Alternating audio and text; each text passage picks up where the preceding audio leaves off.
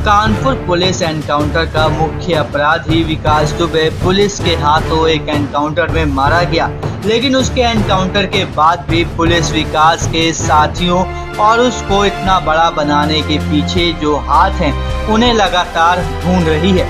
इसी जांच में कई बड़े बड़े खुलासे हुए हैं, जिनमें विकास की संपत्ति से लेकर उसके ठिकानों तक का पता पुलिस को मिला है।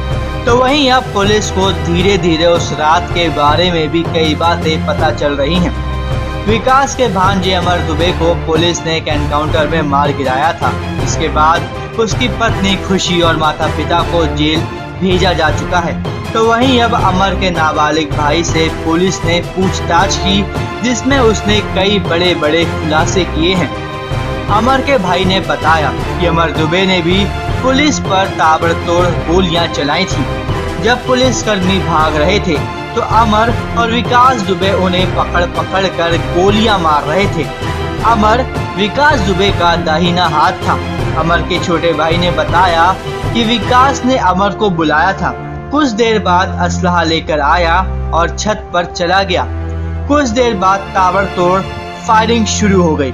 छोटे भाई ने बताया कि वारदात के बाद जब अमर घर से भाग रहा था तो उसने कहा था कि अब बात नहीं हो पाएगी, फोन बंद कर दिया है, विकास के साथ रहेंगे, परेशान ना होना, पुलिस आए तो कह देना कि डर की वजह से भाग गया। हालांकि जांच में उसकी पत्नी, पिता व मां की भी भूमिका मिली थी। इसके बाद सभी को जेल भेजा गया था।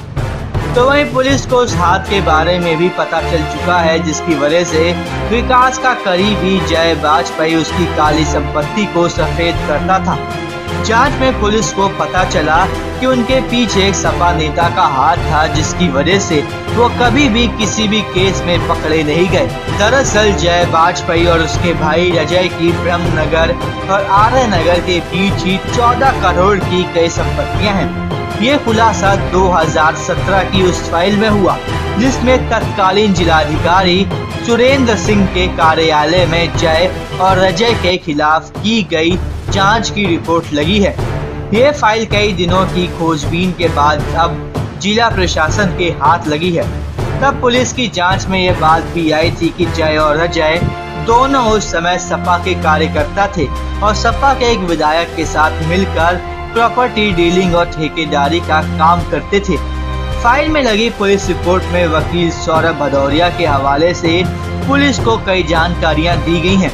इस रिपोर्ट में बताया गया है कि जय 3 साल पहले से भू माफिया की सूची में दर्ज है।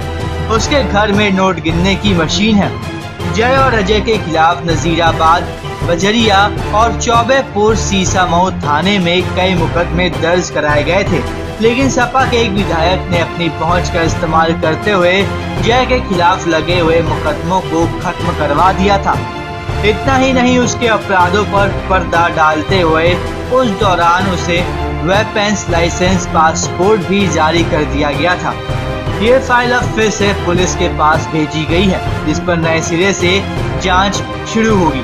तत्कालीन जांच में जो रिपोर्ट तैयार की गई है उसमें जय और अजय के नाम से नवाबगंज, पनकी, ईदगाह, 12 सिरोही, कल्याणपुर, इंदिरा नगर, उज्जैनी जैसे कई स्थानों पर कुल 60 करोड़ की प्रॉपर्टी बताई गई है। इसमें यह भी बताया गया है कि कुछ हजार की नौकरी करने वाले जय के पास इतनी बड़ी मात्रा में प्रॉपर्टी कैसे आई।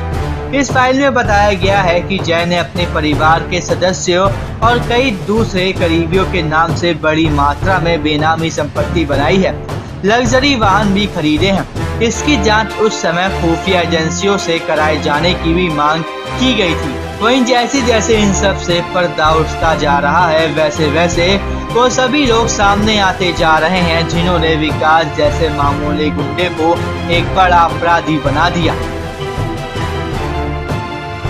इसी तरह की अपडेट सबसे पहले पाने के लिए हमारे चैनल को सब्सक्राइब करना बिल्कुल ना भूलें और बेल आइकन जरूर दबाएं, ताकि आपसे मिस ना हो हमारा कोई भी लेटेस्ट अपडेट।